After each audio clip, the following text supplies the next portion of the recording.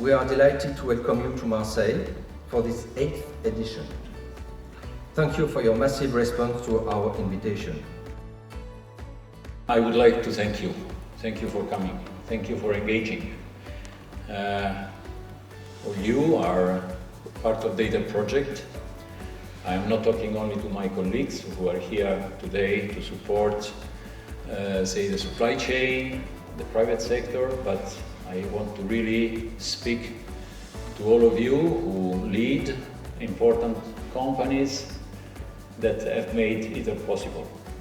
I would like you to convey my thanks to all your workers, all the people that use their hands to create this marvelous research infrastructure. Because at the end of the day, it's them that turn really, say, financial resources into hardware.